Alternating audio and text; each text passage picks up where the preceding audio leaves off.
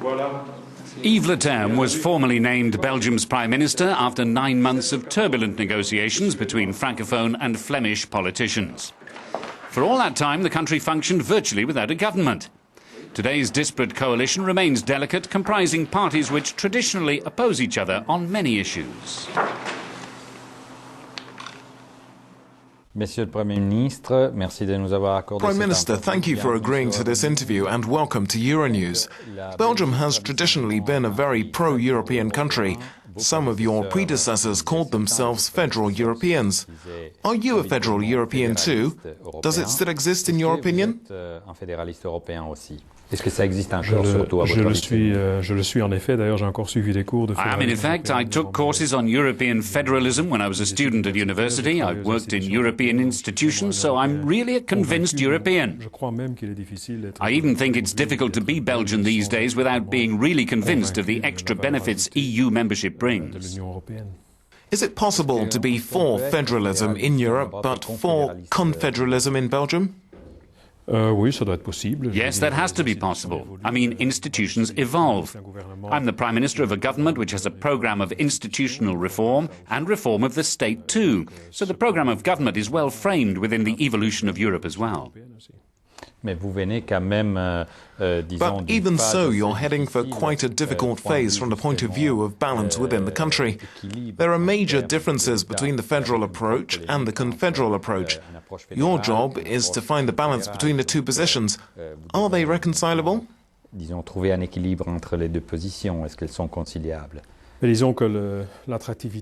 Sometimes the difficulties in the day-to-day running of the country involve not only straddling a linguistic divide, but also major European cultures, and that makes the Belgian model very attractive.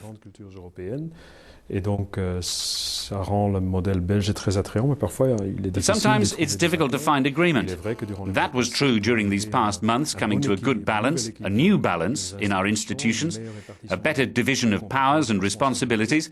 We had to negotiate and find the seeds of agreement, some ground rules. At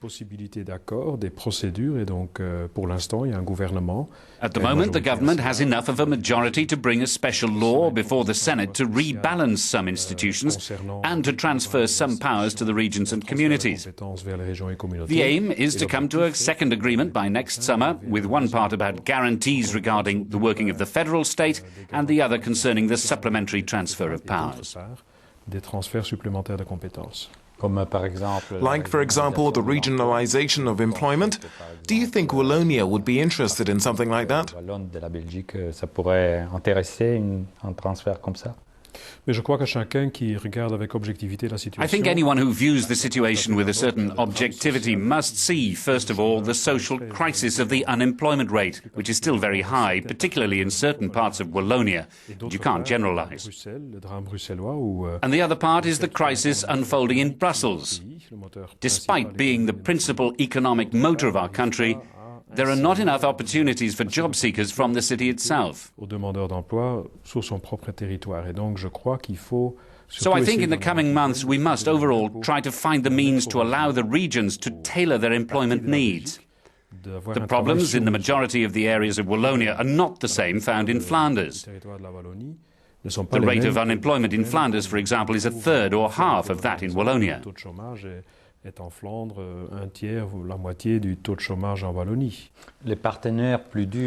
What about those partners who prove to be the toughest in the negotiations to form a government, like certain Francophone parties? Do they agree with that approach? Sont-ils d'accord avec cette approche-là? In the government agreement, and when we explained our motivations behind this law, which was presented to Senate, it wasn't just the majority parties which signed up to it, but a big portion of the opposition parties too. It was said and written that we want reforms of how the employment market functions and of the responsibility of the different Belgian government departments concerned with employment policy. The European Commission views your housing code regarding social housing with, let's say, a certain difficulty. What do you think about the Commission's stance? Qu'est-ce que vous pensez de cette position européenne? I was one of those who put together the Woon Code, the housing code, so I defend it. The aim of the VUN Code is to try to take the demands of those in emergency accommodation who want a council house, housing made available under certain social conditions, and use these demands as a method of integration. Une maison sociale, une maison qui est mise à disposition à des conditions sociales, c'est d'utiliser cette demande comme méthode d'intégration. Et donc l'intégration, ça passe People can integrate through the availability of language learning, and I believe that beyond all the treaties, accords and rulings, etc., it's important that people should be offered the possibility of integration, let's say to feel welcome in a community. And that happens by mastering a language, or at least being able to learn. Par la maîtrise ou au moins la disponibilité d'apprendre une langue.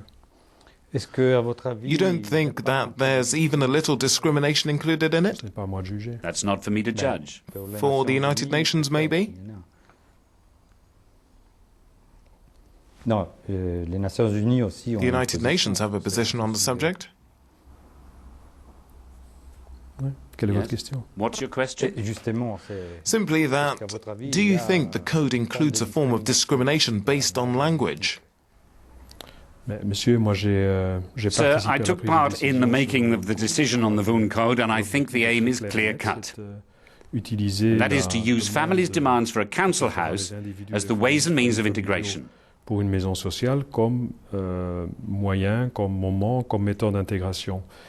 Je note d'ailleurs que I note that plusieurs several Francophone specialists francophones also in this aussi country have ont dit spoken qu'en about the effet, integration of families. l'intégration, For example, d'individus immigration et issues familles, involve a knowledge of the par exemple, language. issus de l'immigration passe par une connaissance de la langue. Je crois que I think par the exemple, lawyers, les for juristes qui example, approchent who ce touch dossier on this devraient subject savoir que, should au-delà know de that leur beyond their position fascinating très discussions on a legal level, juridique, il y a there un is a enjeu social politique. crisis happening. Vous savez, You know that the lack of enough knowledge about a language, for instance French or Dutch in Belgium, is the source of social injustice. En Belgique, est source d'injustice sociale. Il y a des gosses maintenant. There are des kids enfants nowadays, qui- children who begin their schooling knowing neither French nor Dutch.